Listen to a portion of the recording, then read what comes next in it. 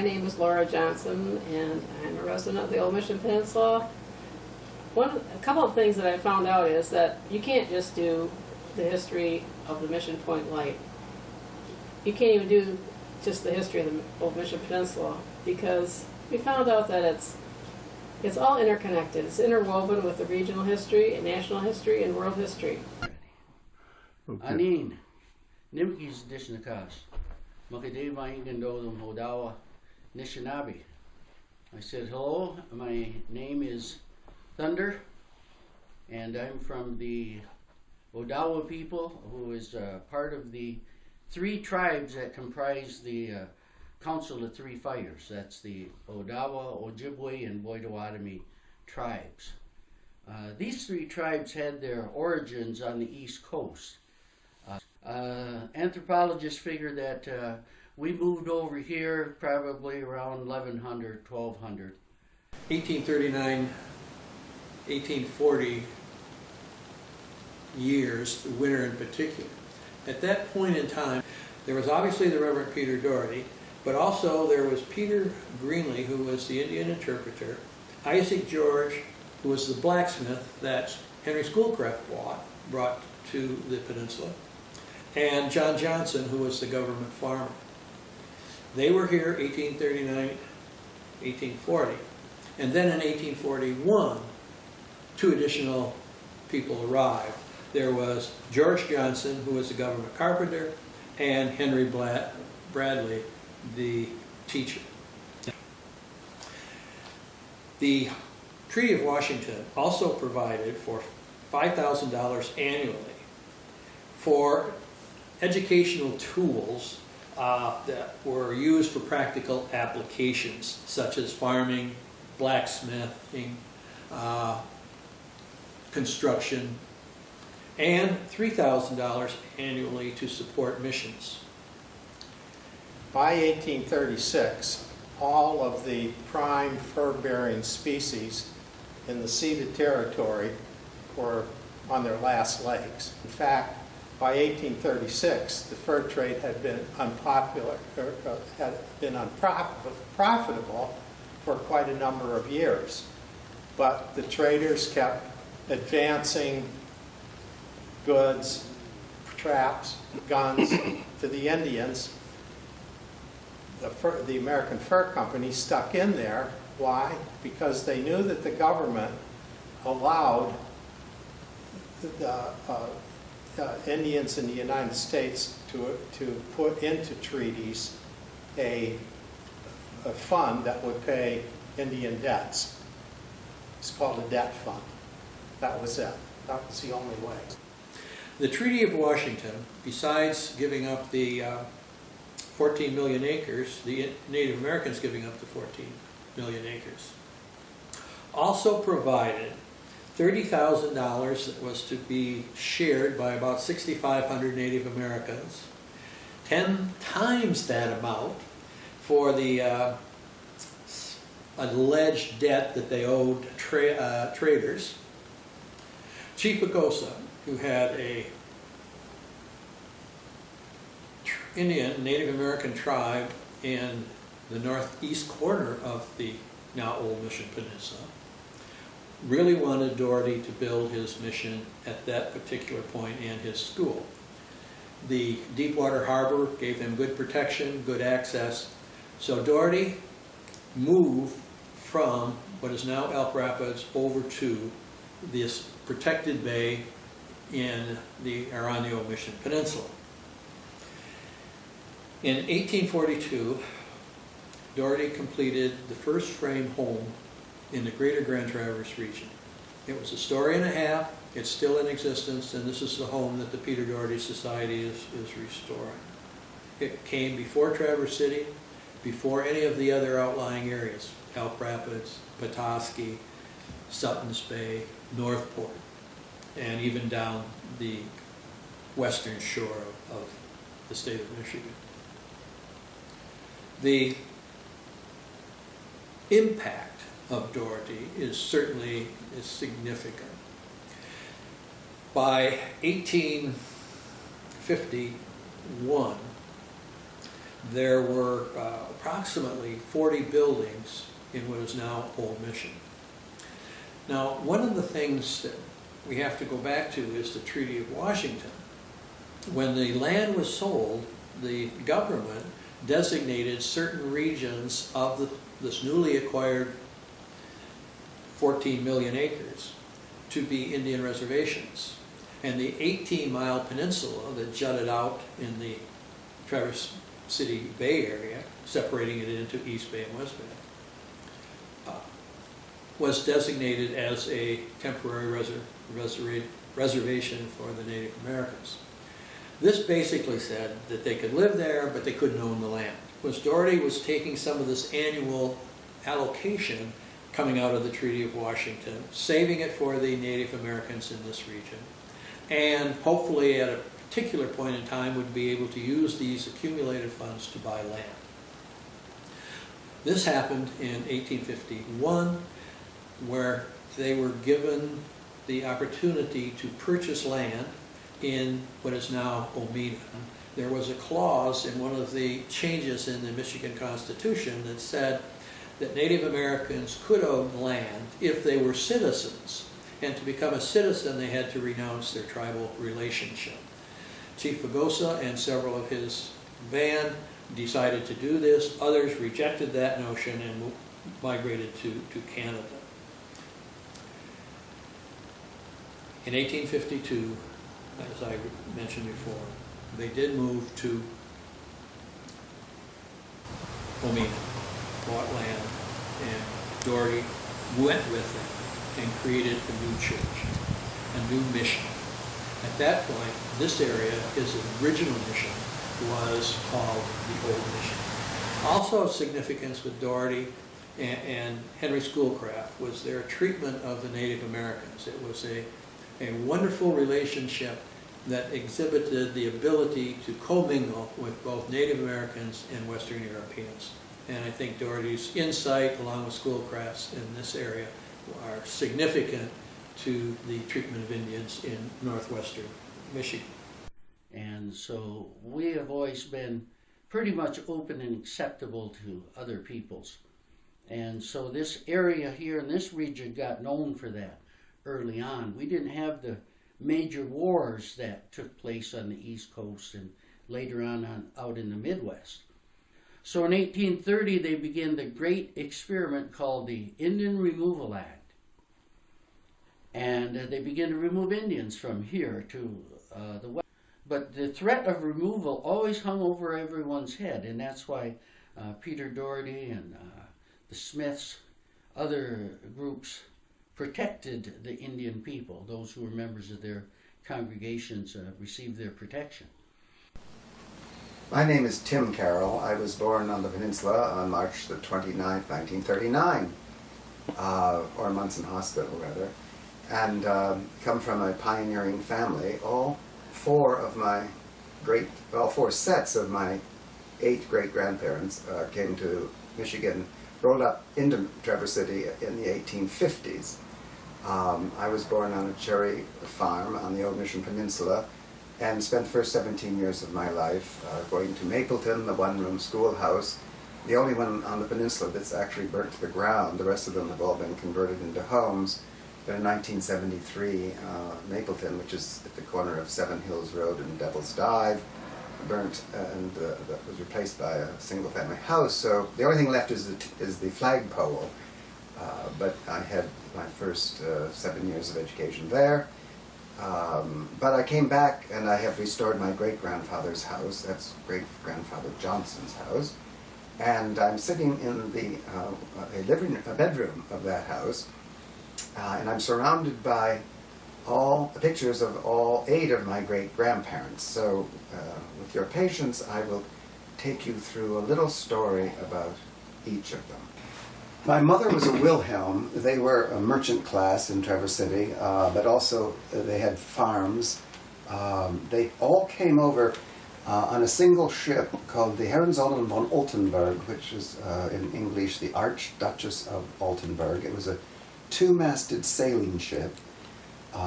John Wilhelm, the brother of my great-great-grandfather, came to America first and wrote one letter back to his village, which was now the outskirts of Prague, and said, "America is terrific, why don't you come?" And there must have been more than one letter pass hands, but in 1854, 80 people, made up of several families, quietly sold their possessions, and by night left their villages, or they're indentured, they're probably indentured to some kind of nobleman, and made their way to the harbor at Bremenhaven. A manuscript has survived from that trip that was written by a 77-year-old merchant in Traverse City, Mr. Prikop, who was a 10-year-old boy on that transatlantic voyage. It's a wonderful memoir of the 54 days at sea in a wooden ship. All 80 of these folks that were known to each other were the only passengers. It was a very small wooden ship, sailing ship. And the mothers were given the food by the ship owners, and then they had to cook it on wood ranges below the deck. There were 4 wood ranges set in a row, and then bunks along the side, 3 deep, 3 high. And the reminiscences are just wonderful. But they all rolled up into New York Harbor on the 18th of December, 1854. And John Wilhelm was supposed to be meeting them at the docks, and he wasn't there, and 80 people milling around. And finally, everything was resolved, and they always had planned to move to Chicago on the train from New York, because that was where there was a large Bohemian settlement. And then from there, the men came up to Traverse City, because you could work 2 winters in the lumber camps, and there were steamers, of course, going back and forth all the time from Chicago. So the wives would come up in the spring and meet the men who, in the lumber camp, you stayed there the whole time. You were fed and clothed, and you were given your sum of money at the very end of the winter. And the wives would be there to collect the money, so it didn't go for drink. And 2 winters in the lumber camps would give you enough money to buy 40 acres of land, or thereabouts. So that was really the way that many of the European settlers came here, and the sort of economics behind their settling. My great-grandfather is actually the son of Anton and Johanna Wilhelm, who were on the boat. He was born, my great-grandfather, after they got to Traverse City, and they had about 800 acres of wonderful farmland, which is now on 31 South, as you go up that last hill, the sort of that whole flat land before you get to Chum's Corners, and had beautiful large Victorian houses, one of which is pictured in the book of Larry, the historian, Wakefield. Lawrence Wakefield, thank you, did, which was owned by my grandmother and grandfather. But anyway, Henry here in the picture was betrothed to and married a nice Bohemian girl, again from the Chicago families. Those families always came up here in the summer from the earliest times. I mean, even the 1850s, when Traverse City was barely 10 years old, they would come and spend their summers and eat the good food and live their fresh life and go back to Chicago. She was a Pomazelle, and her uncle was a professional tailor. So her wedding outfits and her traveling dress and a few other things have survived, and we've donated them to the Historic Society. They had 3 children, 2 sons and a daughter. The eldest boy, Adolf Wilhelm, was my grandfather, and his senior class book survives from Central High School. There were 18 students in senior class in Central High.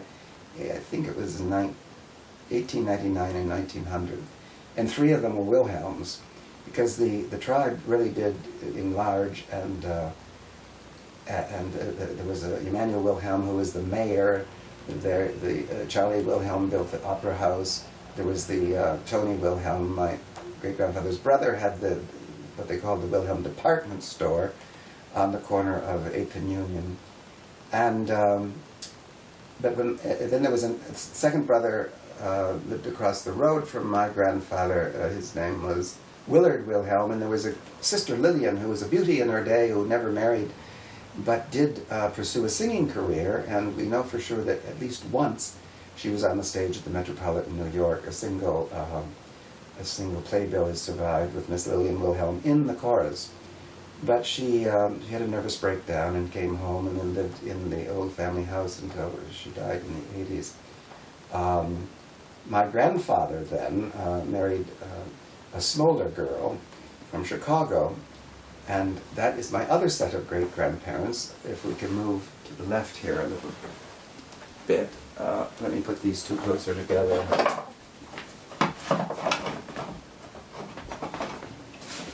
There. That's Carolyn Struta, whose two aunties, her mother's sisters, both married Traverse City businessmen, Mr. Peter Till and Mr. Martinick, and the Martinick Jewelers store is still there, although no longer owned. She too was a singer and a contralto, and very active in the Bohemian Cultural Center in Chicago. Again, a beauty in her day, and a personal friend of Madame Schumann-Heint, who was quite a famous American opera singer, and who entertained Dvorak when he came through writing his New World Symphony. This is the husband. This is Charles Smolder, who came over as an engineer and did his early work in Traverse City. Now, they were not Traverse City residents after they were married because he had an engineering job in Chicago, but of course. This is my grandmother Wilhelm's wedding picture. Now, this was in 1910, and it looks rather modern, but that was Chicago for you. They were married in Chicago before they moved back to Traverse City. And my mother was their firstborn daughter, and that Marie Norma Wilhelm. And so that is my mother's side of the family. No, We'll now go to my father's family. It's better And here. I'll just, because I live in the house that they built in 1864 or 65 after they had received a land grant during the administration of Abraham Lincoln. And this is a picture of the house that I live in today. In the foreground is Center Road, which is just a dirt track. And the house, except for the additional stone porch, is pretty much, looks just like that. Let me turn that. Those are the Carrolls. That is Edward Carroll and his wife Jane. Now, Edward's grandfather actually arrived in America. Edward's grandfather was named Peter Carroll. He was born as a son of a tenant farmer in County Louth, L-O-U-G-H, in Ireland. It's the six and their first children, and this is my father, Fred, playing on the floor of their first house. We still, that writing table of great-grandmothers is behind you, and I have my dictionary on the Bible stand, and we have that table as well. Carol's never threw much away. Anyway, here's a couple of shots of this little community in Mapleton. Before they took the lovely little tower off the church, it was rather sweet. That was something that happened in the 60s. This was the schoolhouse at Mapleton. By the time I went there in the 40s, it was a two-room schoolhouse. They just they left the central tower and just expanded both sides, so there were two rooms. This again is Center Road, just south of the church. That house is still there before you get to the town hall. And that's grandfather Carroll delivering mail early in his career. He would leave the post office in Traverse City. This was in the 1905, 1910 era. Leave the post office at 6, go out what is now Peninsula Drive until he got to the Mapleton store at noon. And the fellow from the Old Mission post office, we'd meet him there, and they'd have a sandwich together at the general store at Mapleton, and then he'd go back Center Road and get back at 6 p.m. I'd like to share a few documents that we have, and we have copies of them for anybody who's interested. This is actually a deed to the property that I live on. It was given to my great-grandfather, Richard Johnson. Now, Richard Johnson arrived in Traverse City just about the time his father-in-law did. Now, his father-in-law was named Captain Samuel G. Rice and had some kind of little boat that carried people in freight. of which there were literally thousands. Before the railroads, the Great Lakes was an incredible transportation network. And of course, some of the impenetrable forests, for instance, trying to walk north in Michigan, those forests north of Saginaw were filled with mosquitoes and swamps, and even de Tocqueville turned around because he couldn't deal with it and took a boat. The deed is signed by Abraham Lincoln, since it was his administration, 160 acres still surround the property here, and deeded to Richard Johnson on the 14th of April, 1864. And interestingly enough, that is exactly 1 year to the day he died. It's a typical Michigan house with a one-bedroom downstairs for Mom and Dad, and then upstairs were 2 bedrooms, and the girls slept in one bedroom and the boys in another. It's a design that's replicated all through these early houses in the area.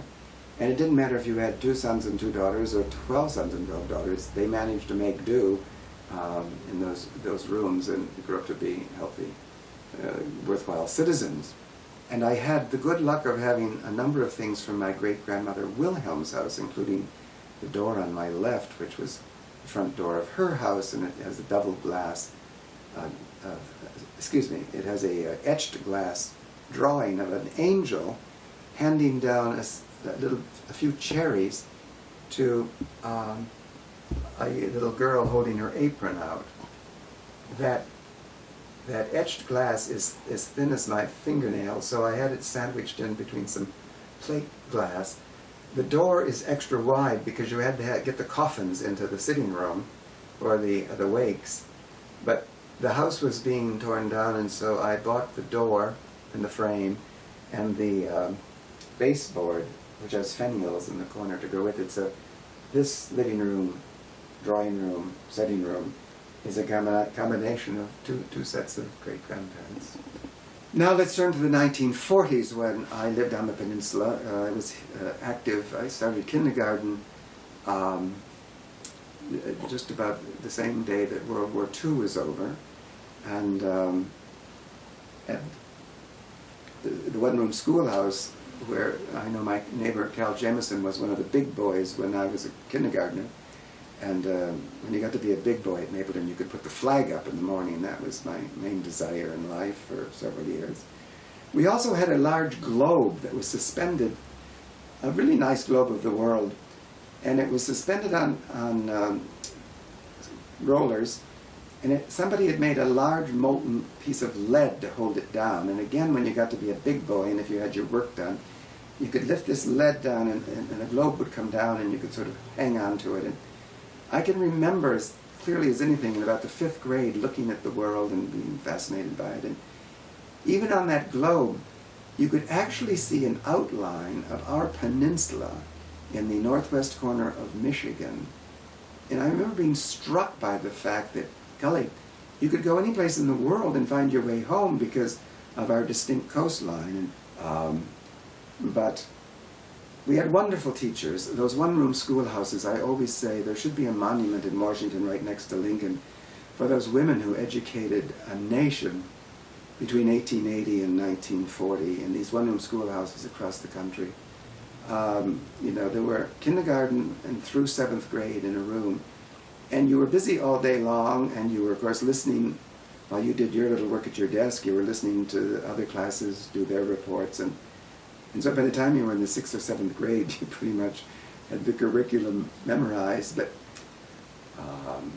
the peninsula was divided very clearly in 7 districts.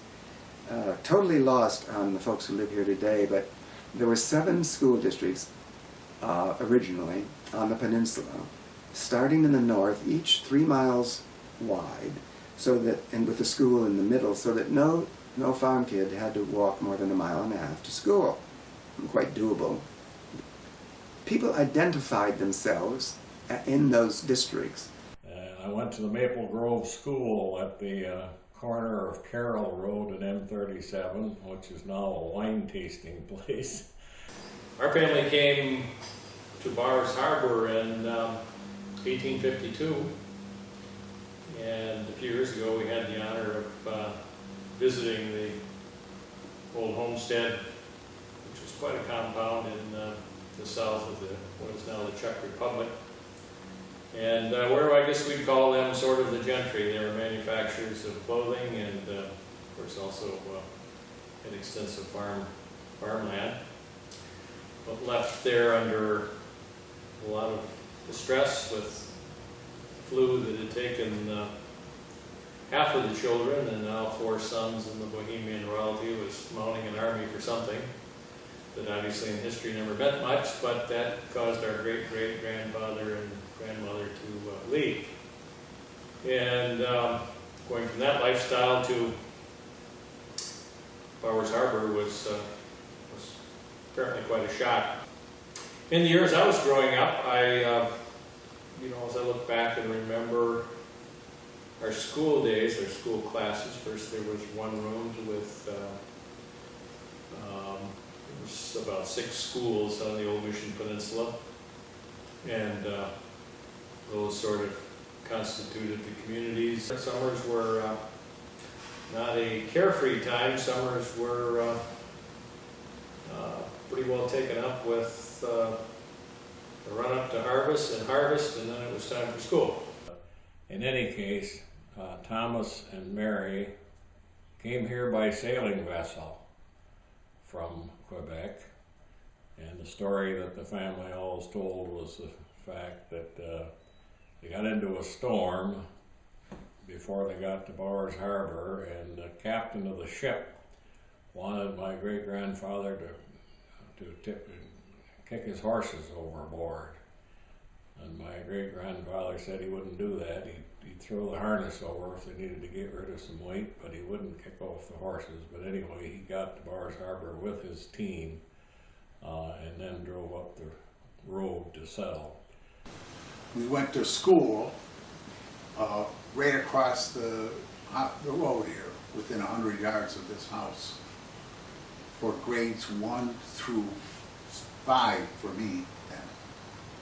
My brother went to a peninsula school, I think it was in the 3rd grade on, because it just opened at that time. We lived near the water here too, and so I also recall my father pushing us to go down to the dock, which was about a mile north of here. It's where Haswell Beach is. And in the morning time, we would go down with little frog spears and fins and goggles, and in 5 minutes catch about 3 feet long pieces of, or strings of perch, and then sell them to the tourists for $2, which was pretty darn good for a 10-year-old. But Mr. Parmley, okay, we're going to go back, and I'm just going to kind of wave this around and point at different things. We're looking at 1856 to 1861, right? Mr. Parmley comes in and buys out everybody. And that is now what's known as Ridgewood, but he bought all the way from the government property where the lighthouse is. He bought all the way through here, all the way to Old Mission Point, and owned it. But I can show you on the maps how, this is how the Bagleys got here. Do you guys know about the Old Mission Harbor and the docks? Anybody familiar with that? Oh yeah, I back 37 Chevrolet pickup out there to that cherry boat, creaking and droning and carrying on. Okay. The Old Mission docks at Hazerat were owned originally by Mr. Parmley. When Mr. Parmley passes, W.D. Bagley takes over the docks and is responsible for shipping all the cherries. We had docks at Bowers Harbor. Those were principally at the beginning for potatoes and apples. We had one other set of docks on the Walker property. Is anybody familiar where? My map. Or out here, you would find W.D. Bagley Old Mission docks. They were the major movers and shakers out here when it came to transporting cherries to Leelanau to Chicago. Iron ore came through here. His family. They ran the docks and then down. The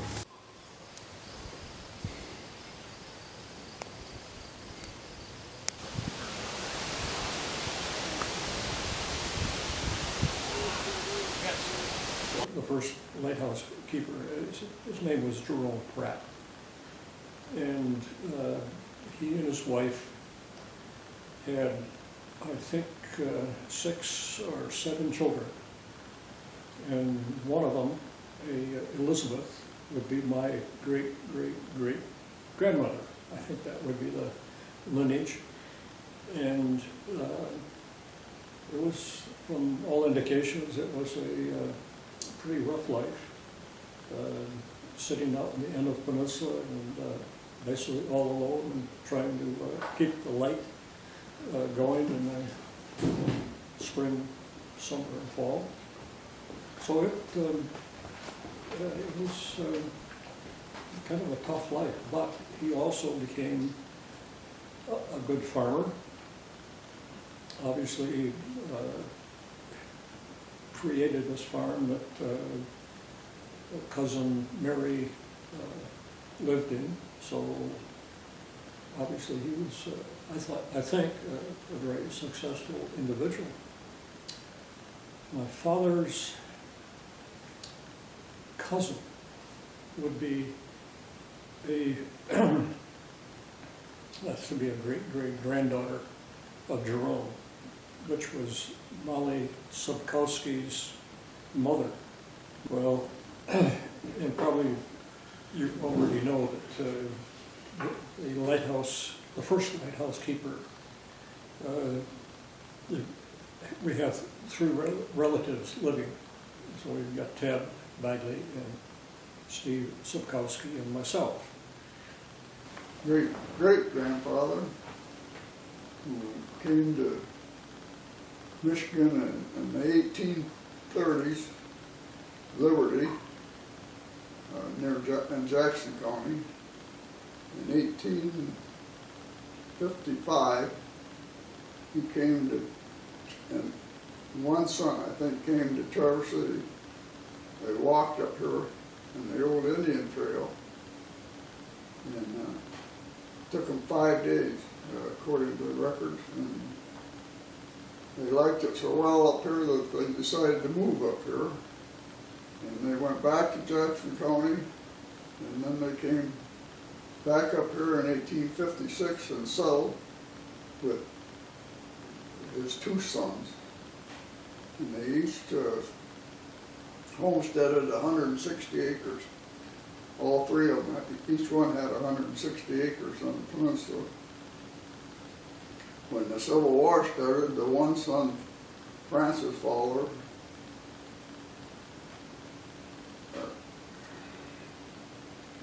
Curtis Fowler was the first one from the Traverse City area, one of the first to join the militia down by Detroit and served in the Army, and was wounded in the first Battle of Bull Run. After the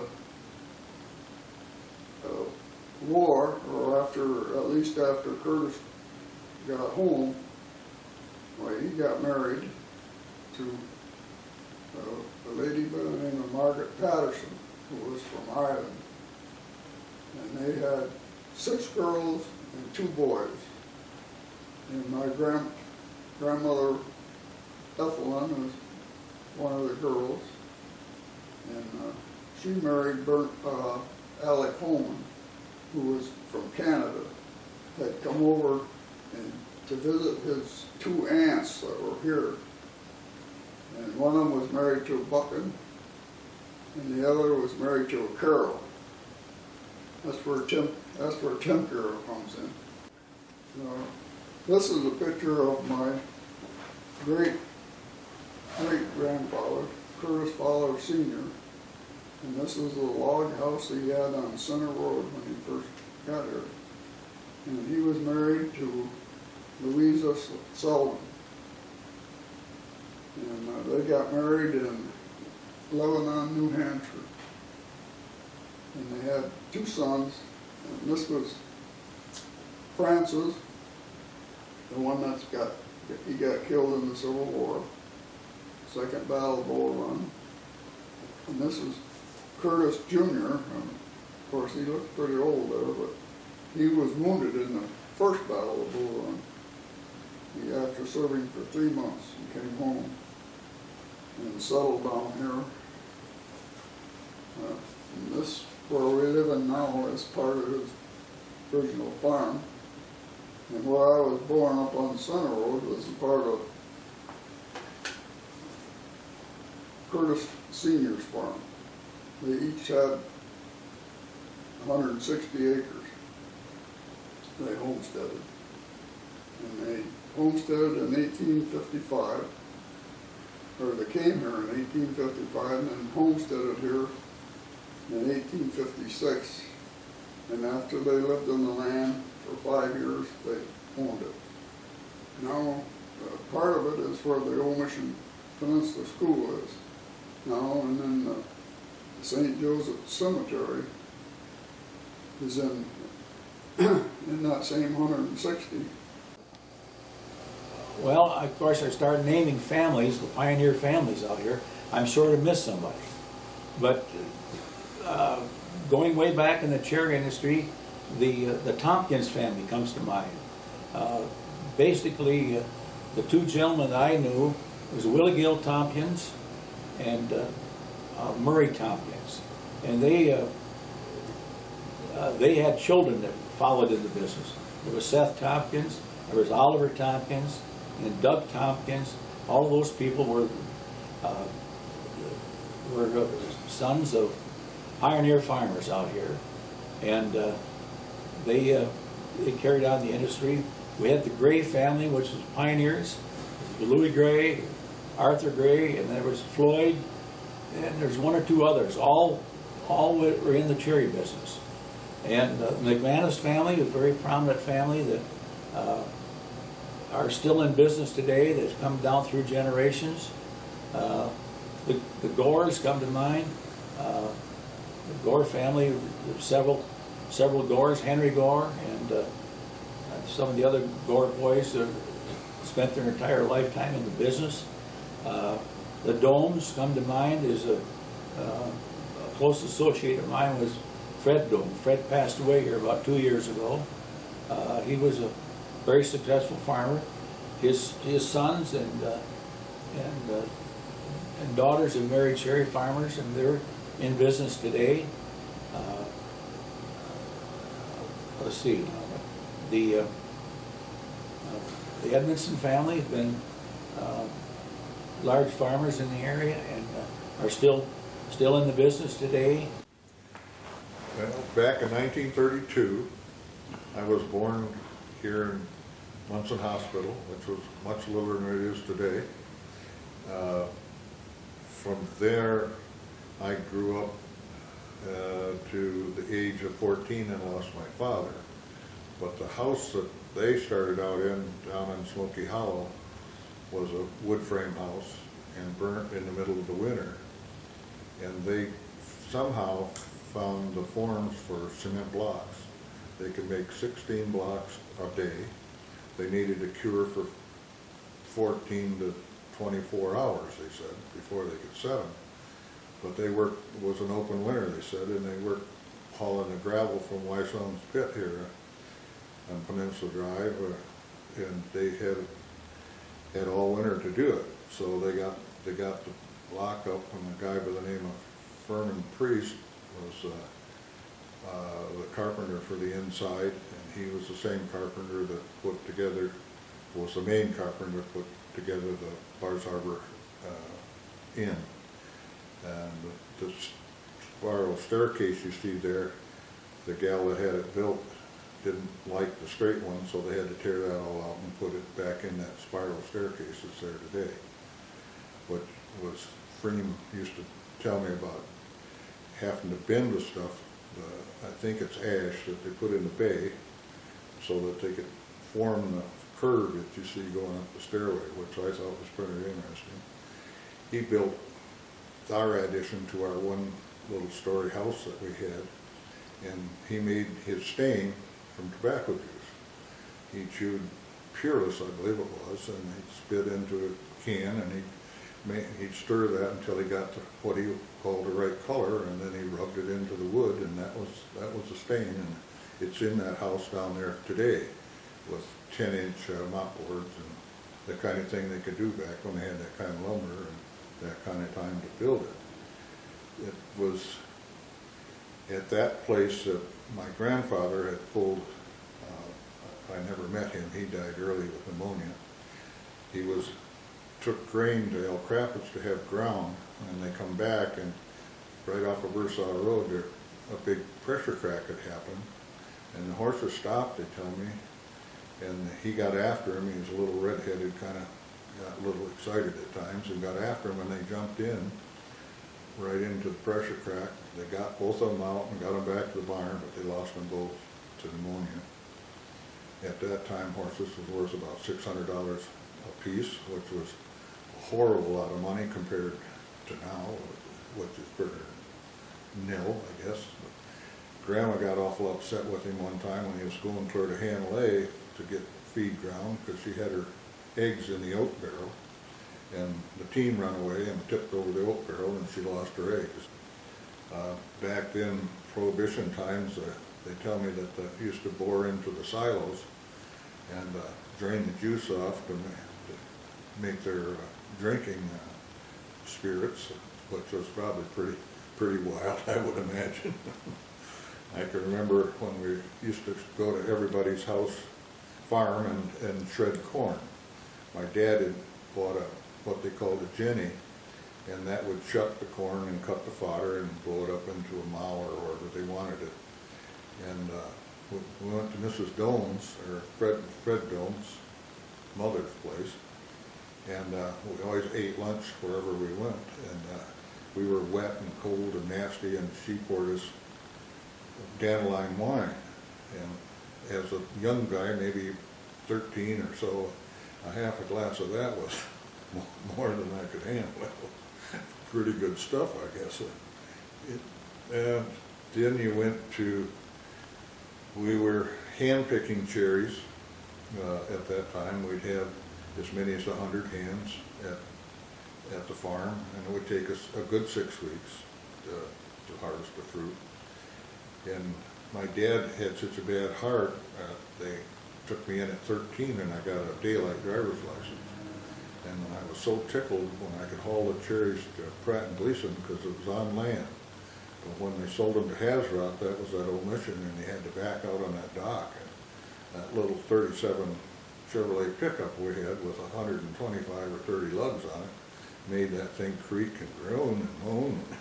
It was not a fun thing for a 13-year-old to be backing a load of cherries out to the name of the boat was the Garmandie, and we have pictures of her and the captain and the Jack Dean. His dad was the captain, and he was one of the ones catching the cherries when we were running down the roller to him. And I never got to meet him until like 35 years later. It's quite a thing to run into somebody that was in the canning business clear over and shipping business clear over in Northport. And we hardly got past the peninsula. That was about as far as we traveled back in those days. Then we were one of the first ones to do what they call contour cherries, and that's, you followed the land lines, and so that you were staying as level as you could so you didn't get as much washing. And that worked out fine when you were hand picking, because you could take your pickers to those little short rows and then move them again. But boy, when they started using mechanical shakers and what have you, that didn't work at all. The rows were too small and the turns were too sharp, and it was just a crazy way to go. And we had, down at Grandma's, we had a well that had 46-degree water, and we thought that was fantastic to put our cherries in when we shook them. But you got to have about 5 times as much water as we had there to do the job. The first year, I guess we scalded more than we really got processed at the canning factory. We belonged to cherry growers at the time, and they were on Front Street, right now where the marina is. That's where our factory was. So we got through that process, and we figured, well, the next year we could solve the problem with ice, because we had little tanks that would hold about 700 lugs of cherries. That would have been a little better than a ton and a half. And so we did. We had 100-pound blocks of ice pulled in to a basement that had the barn had burned. So I was using that as a holding place, and we got in a couple of big loads of straw or sawdust, put on the floor, and then we put the ice, and then we covered it with sawdust. And that worked out pretty well. It wasn't very handy, but you could go slip a couple 100 pounds of ice in your water in the tank and go shaking that, and that would take care of that pretty well. And then we put some in the holding tanks at Grandma's. I cut a 10,000-gallon tank in half and put them up on a wall, because cherry growers at that time had some tankers. They'd come and pick them up for you and take them to the canner. We went with that, and then we definitely found that we needed to get wells where we were growing the cherries and pads and that kind of thing, and just stepped up the process. Back in the Depression times, my folks lost their equipment. My dad decided that instead of having to buy fuel, that probably farmers would use horses again more, and so he bought a stallion, and it was $600. Two people on the peninsula said, "Well, Doc, what'd you do that for? People won't pay you." Come to find out, they're the only two people he had to go get, like maybe a hog or something for pay. We grew our own meat and vegetables and apples and that kind of thing. And we would bury apples in the ground. The Baldwins, probably never heard of Baldwins or Gray Starks, but they would keep really well in the ground, and then along towards getting spring, Dad would go dig up a bushel of them, and we'd have pie and applesauce and apples to eat. And so we ate well. Back in Roosevelt time, he started the WPA, or whatever you called that, and they built 37, and that was part of the project to stimulate money. And so Dad bought a couple of new tugs and whatever he needed for harnesses, so things wouldn't break down for him. And then he went to get a job, and then they got to looking and said, "Well, Mr. Jameson, you can't work on that job." "Why is that?" "Well, you never brought any assistants," or whatever they called it at that time. So he wound up making ice, I remember that winter, for that place in Old Mission where the steamboats come in and people stayed. I think they call it the Pine something. It's still there. We've met there a couple of times as a historical society. Yeah, it was different. We didn't ever want for food. It was a lot better than a lot of the people had. Verla and I bought a first little piece of 40 over by Jack Hemmings at Bars Harbor, and then we added another 80 to that. Then we brought the Tiffany place where we farmed that for about 18 years. And then we was hauling petroleum too at the time, and I come home one day and the hired man was in jail, and I said to Verla, I said, either we got to finish up farming or we got to finish up hauling petroleum. And we said, well, let's see what we can do about selling it. And so we sold a piece over here by Bars Harbor to the Hemmings, and we sold the place that we were on to a guy by the name of Eisnick, and they brought, a pretty darn good chunk of change for us at that time. I was able to finish educating our children, and we had the house paid for, so it was financially okay, a lot better than my folks ever were. So, but my wife got into this conservancy thing out here so that they could go to the township and ask them to ask for some tax money to hold some of this land out here to either let it go neutral or keep on farming it. Which I think is probably one of the best things that ever happened to the peninsula. Well, we're going to have some open land now for, I think they're supposed to have it forever, but we'll see. No, we won't see it. We'll be too old to see it, but I hope it stays that way. It's a great little piece of land out here, and it's as pretty as you'll ever see in the world. I don't care where you go. You'll come home on that first hill that you come over there and look at both bays and bring tears to your eyes if you lived here all your life. Being in the service and coming home, it was really a great, great feeling. We like the addition to the house up there at the start of Smoky Hollow. That was the addition was a town hall in Leelanau County. We tore down and brought over to here so we'd have the lumber to build the addition. And the same with the barn that was like 10 years later. We tore a barn down over there, and we brought the sheeting home on trucks. But the timbers we pulled down to Omena and had them all stacked and ready to go, and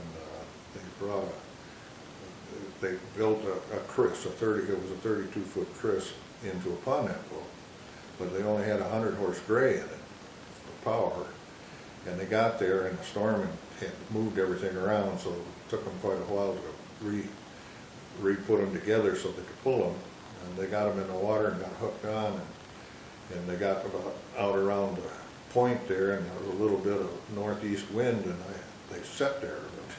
They didn't move for quite a while until about the time that got evening and the wind went down, and then they got them pulled into the end of Bursaw Road on the east side, and that's where they pulled them in there, and then we hauled them up to the site with sleighs. It was quite a project, but it worked out, and a guy from out by Buckley, he put those big timbers together before, so he come and we erected the frame, and then we put the siding and the roof on, and it was, we had it for probably 25 years, and then one evening it burnt, and we could see where somebody had thrown a cigarette butt out, and it was a bunch of dead grass there, and it got to the barn and burned her up. And a lot of equipment, a lot of ladders and that kind of thing went in it. Boy, is that a project trying to figure out the insurance company what you had in something when it burns up, and most of it is wood. But that was quite a feat to take a barn down, take it down to the water, and bring it across a pretty good body of water, and then pull it in and get it back up to where you're going to erect the thing. And it's a lot of fun to put one of those together. It's like putting Legos together, only big size time. You bore some holes and put a lot of pins in and put it together. He tongue and grooved some of those. He knew the size of the barn, and he had us build the wall at a 2 foot all the way around, shorter, so you have room to make the tongue and grooves on the beams and the side beams and that kind of thing. He knew what he was doing, thank goodness. Bancroft was his name. At Old Mission. And that post office started in 1850, and it's 2 years older than the post office in Traverse City. In fact, in a way, it's responsible for Traverse City being called Traverse City, because if you read history, the post office of Grand Traverse was at Old Mission, and when Perry Hanna sent Tracy Allay to Washington to get a post office for Traverse City, he wanted to call it the post office of Grand Traverse City, and the clerk in the government postal office said that the names were too close together. He'd have to drop the Grand and just call it the post office of Traverse City. So Old Mission can take credit for that in one sense of the word. The name was changed in the Old Mission, or the Grand Traverse Post Office at Old Mission. In 1869, it became the Post Office of Old Mission. Manigold, M-A-N-I-G-O-L-D. I'm a fourth-generation cherry farmer on the Old Mission Peninsula. My family came from Sweden approximately 1893 and settled in Old Mission. I still own that original farm. We've kept it in the family. We did sell the house off, but my great-great-great-grandfather came over and then worked, and he was a mail carrier actually out here, and when he got enough money, he sent for everybody else in Sweden, and they came, and pretty much my family has been in cherry farming since the beginning, and now most recently my wife and I are going into vinifera grapes and hops along with cherries. My grandmother and all her brothers and sisters that grew up in Old Mission, it was kind of rare. Most of them were engineers or school teachers in the little one-room schools out in the area. In fact, my grandmother moved to Mayfield and was a school teacher out there. Met my grandfather. Our original name was Osland, and of course she met Ken Manigold out in Mayfield, which is kind of a popular name out in the Mayfield-Kingsley history, and got married and moved back to the peninsula. I'm the supervisor in Peninsula Township, have been since 1988. When I finish this term, that'll be 24 years in this position. And the peninsula is a really nice place to live and to grow up, and feel very fortunate. A lot of the older families still reside on the cherry farms. When I was growing up as a kid, a lot of the same names are there. It was kind of funny because in a small community like that, I can remember riding my bike down to Hazerat Beach, about 1.5 miles from our house, and getting in trouble, and my parents knew it before I got home, you know. About that time too, somewhere in there, Northwestern Michigan College, Mr. Biederman was really moving with that, and actually one of my grandmother on my other side, her brother Gerald Olson, he was very influential in working with that college and getting it going. They're still doing that barbecue today, Olson's. And in our township, we've dealt with a lot of growth management issues. In 1988, when I ran, the peninsula was kind of one farm. We always looked at growth coming from the south, and it was going to be like a domino effect. As soon as one farm went, the next one would feel the development pressure, the trespass issues, you know, and things like that that incorporate, or people don't want you spraying. And I ran on a responsible growth platform, and did get elected in 1988, and Gordon Hayward came on board as the planner. And even though we were an urban township and we realized that we had to plan for growth, infrastructure, sewer, water, roads, that maybe we would take another approach to government and look at things like transfer of development rights and purchase of development rights. A purchase of development rights program recognizes that land has different values. We're all familiar with the idea that there are mineral rights. That's something that's different from the right to sit and live on the surface. Put that together with understanding what an easement is.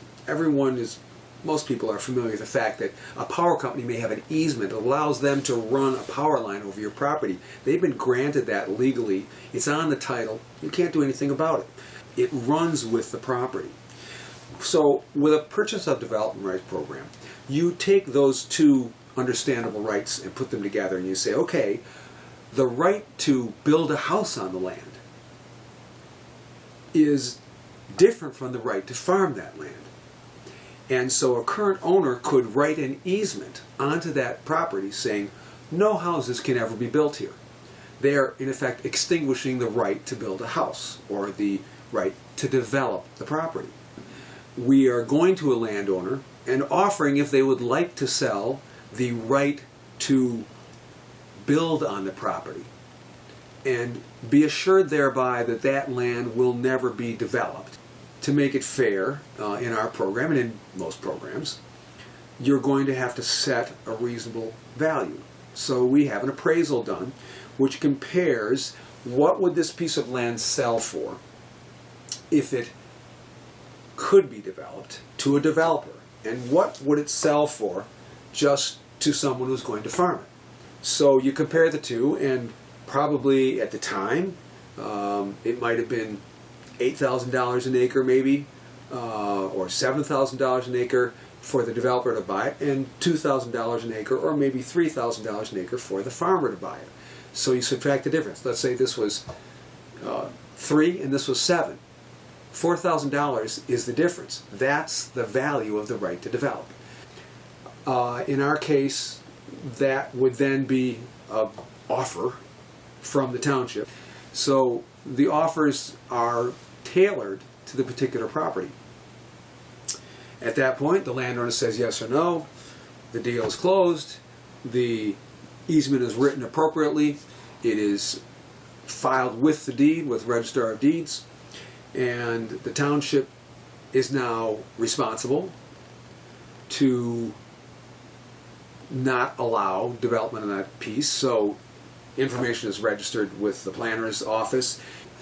One of the stronger features of our program, which not all programs have done, and there was contention over whether to do this at the time, was we set aside monies that could be used to defend an easement. So if a town board had someone come to them and say, Farmer A is building a house where he has no right to build it, well, they've got a budget, it's built in.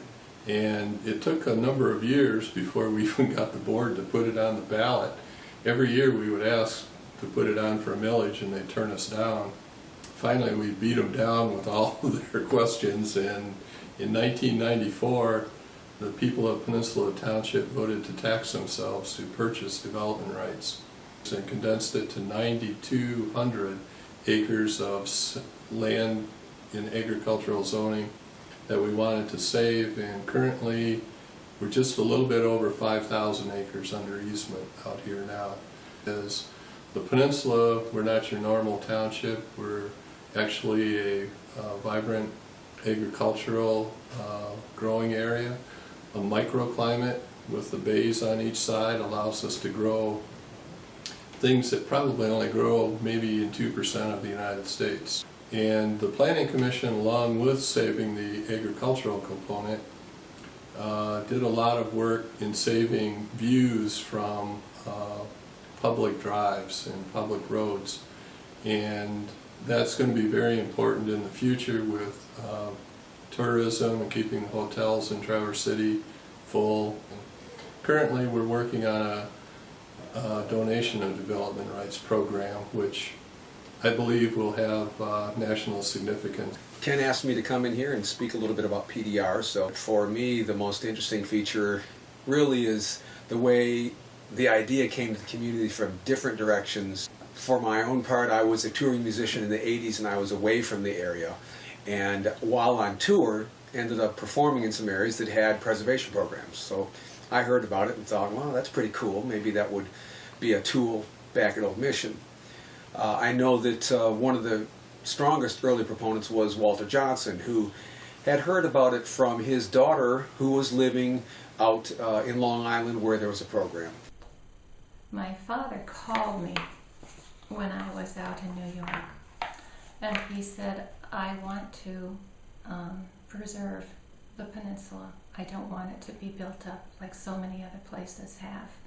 And he said, I have a program here that I've been researching. He said, why don't you go to the library somewhere in New York, because they did it first, and find out how it was done so that there will be less houses here and more land.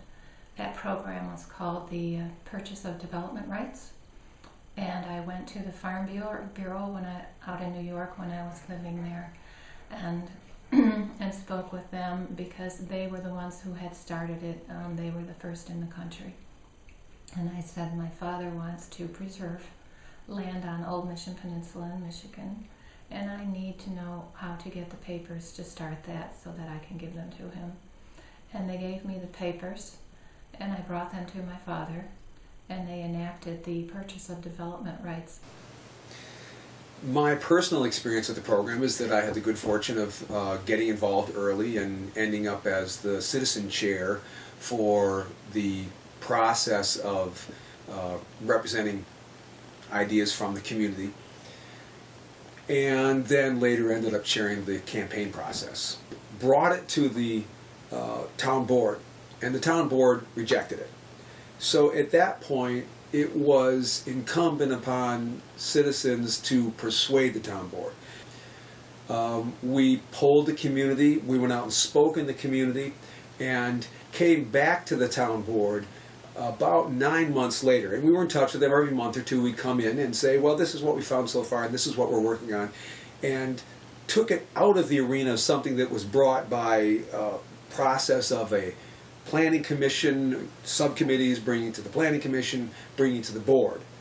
And having been rejected at that point, took it out and said, okay, let's get it down to a grassroots level process and really involve people and really do the research and come back to the board as a purely citizen-driven group.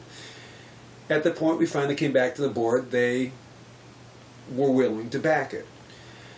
And another interesting feature of this is that it was the non-farming community that had to step up and vote to support it to get it through. Because there was a second campaign about 8 years later, and that second campaign passed by a far wider margin. The second campaign, to my recollection, was over 60%. Earlier in this century, a lot of the people coming into the area were former tourists becoming resorters. They'd maybe toured in the area and now were settling in. And one of the fun stories for me is that initially my grandfather was a lawyer and purchased our family's farm for someplace that some of the family could go to get away from the city.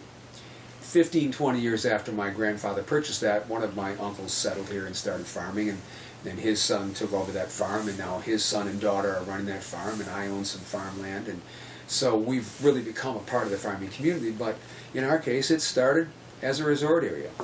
And that ties a little bit into the PDR in that some of the most enthusiastic volunteers were resorters. And disproportionately, owning shore property, they pay a higher tax. So some of the people who really wanted to see that PDR were people who were really resorters and were paying a disproportionately high tax, but they really believed in it and supported it. And that was a valuable asset and an interesting way that the non-farming community and even the non-residential community has been a force in shaping the future of Old Mission. Some in the case like my family, which started out here as resorters and became deeply entrenched in the farming community. Others in the case of resorters who are still resorters, who do everything they can to support preserving farmland and other lands out here. My name is Keith Evans. I was the regional director for migrant education programs from 1965 through 1980. Our programs encompassed the 5 counties, starting at Manistee and working north. And in the various counties, we established programs during the harvest season. And normally the high point was for the cherry harvest. And in order to serve the number of migrant families and children that were here, we ended up with a total of 10 schools in those 5 counties. And at the height of our service to migrant families, we had over 4,000 children. That includes daycare, nursery, up to about age 14.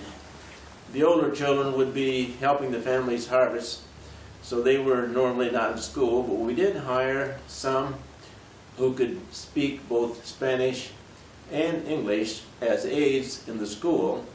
And we also had education and recreation programs for adults.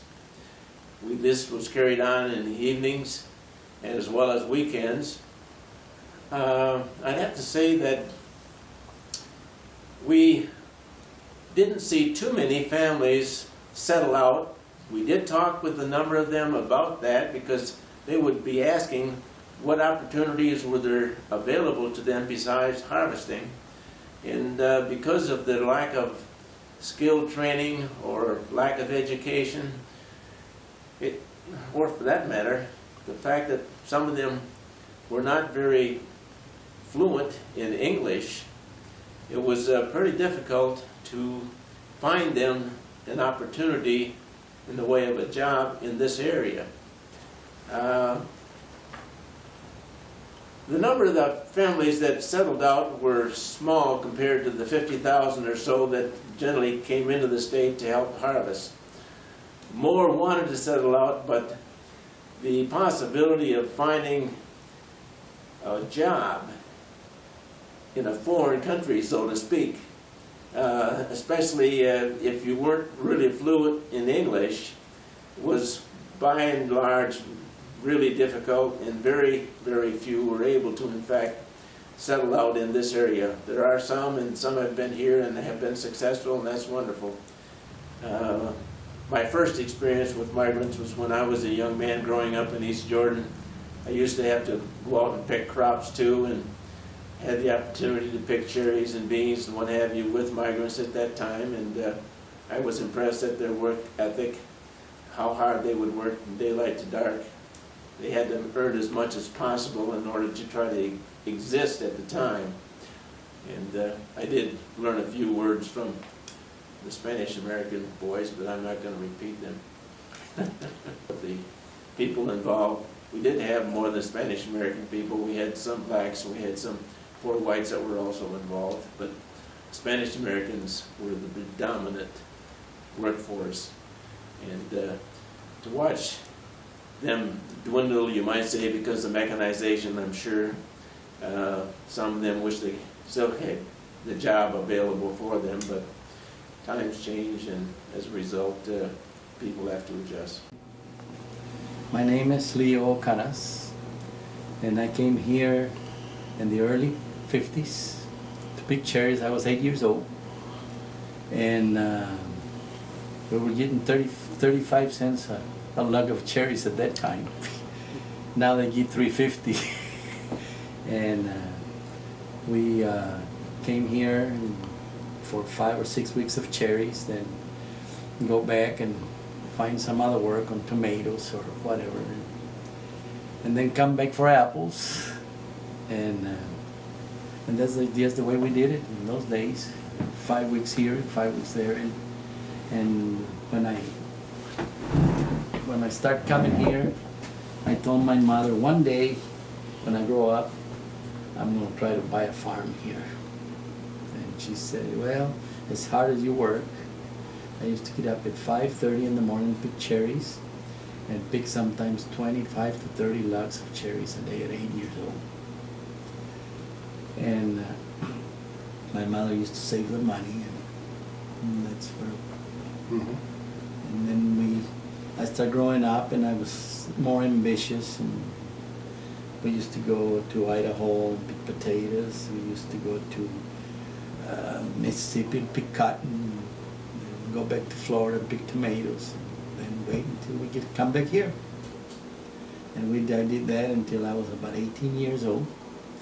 Then I bought my own truck to truck cherries and apples, and that's when I decided that someday I was going to buy a farm here. And in 1978 I did buy these 22 acres here. And we grew up to have about 100 and something acres of fruit. And that's where we are.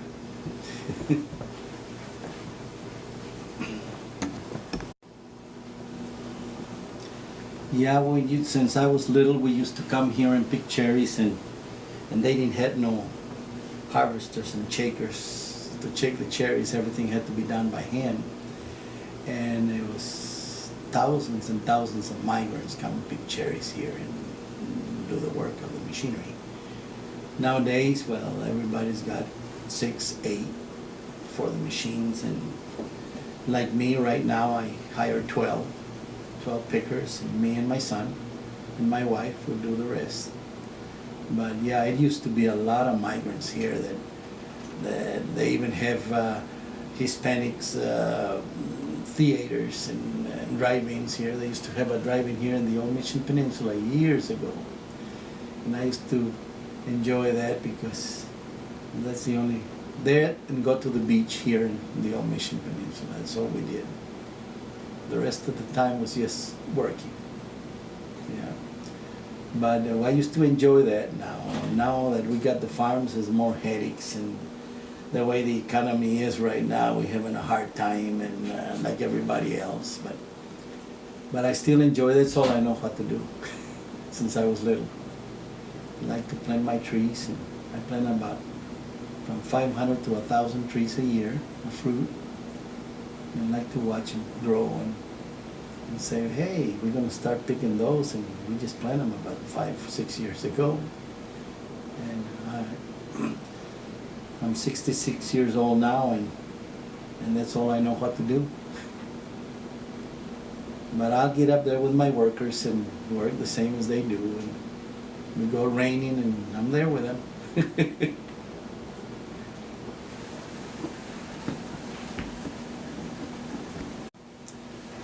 Yeah, we do a lot of work. I got a boy and a girl. He's 33 years old and she's 38 years old, and he helps me with the farm. And she's a nurse in the migrant clinic. And my wife, oh, without her, I wouldn't be able to do it. We go to the market, and she lives here at 4:30 in the morning, and for 5 days a week.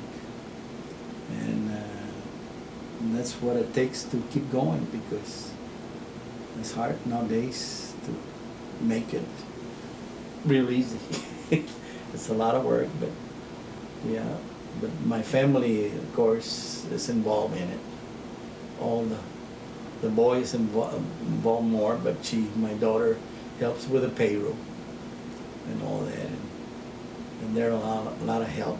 Couldn't do it without them.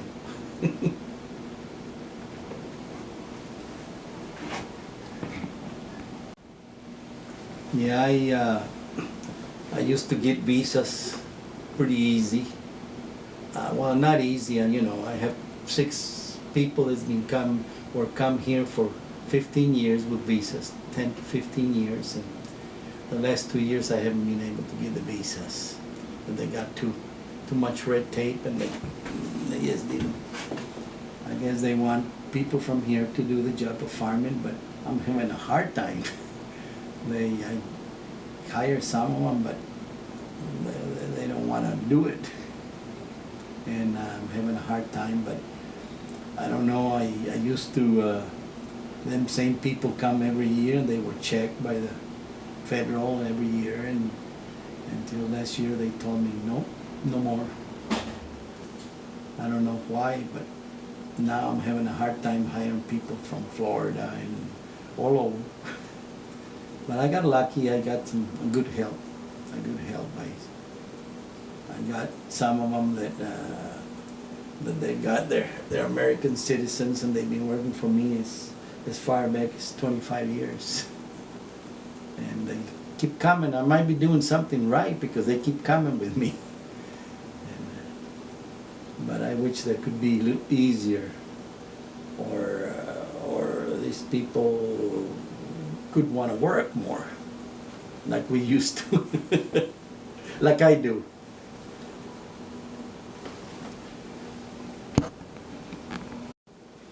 Yeah, I got 12 workers, and 12 workers has been picked averaging from 80 to 95,000 pounds a day.